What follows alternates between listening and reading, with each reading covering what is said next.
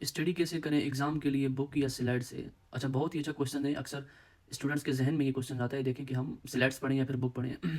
देखिए, एग्ज़ाम 2 किस्म के होते हैं। फ़र्स्ट ऑफ ऑल जो एग्ज़ाम होता है वो होता है मिड का, एंड देन जो दूसरा एग्ज़ाम होता है फाइनल यूनिवर्सिटी की तरफ से जो होता है। तो अगर मैं मिड के हिसाब से बात करूँ अकॉर्डिंग टू द मिड, तो आप लोगों ने जस्ट स्लाइड ही रीड करनी है।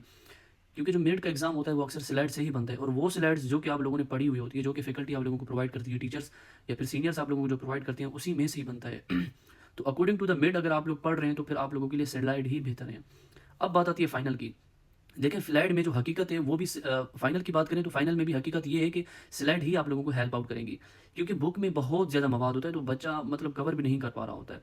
तो जो फाइनल एग्जाम होता है वो ऑलमोस्ट यानी कि 70 टू 80% स्लाइड से ही बनता है। 10 15 20% क्वेश्चन या फिर कोई एमसीक्यूज वगैरह या फिर कॉन्सेप्ट बुक से आ जाते हैं। अब दूसरी बात ये है कि बुक पढ़नी चाहिए या फिर स्लाइड पढ़नी चाहिए। देखें, स्लाइड में होती है वही चीज़ें होती है जो कि पूरा सिलेबस होता है, लेकिन अगर आप लोग बुक्स को पढ़ेंगे तो बुक में ये होता है कि डीपली वहाँ पे डिफाइन की होती है चीज़। स्लाइड में भी ऑलमोस्ट वही होती है, लेकिन बुक में आप जाएँगे तो वहाँ पे एक्स्ट्रा नॉलेज है।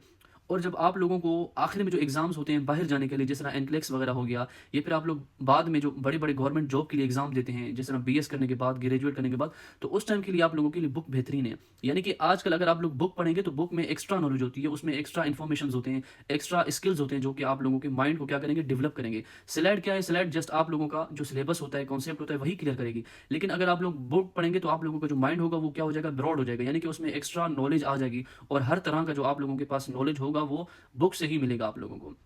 तो एग्जाम के लिए जो बेहतरीन है वो स्लाइड्स ही होती हैं। बाकी आप लोग बुक्स लाजमी पढ़ा करें, क्योंकि बुक्स में एक्स्ट्रा चीज़ें होती हैं जो कि कॉन्सेप्ट बेस पे होती हैं, और बाद में आप लोगों को डिफिकल्टी नहीं होगी।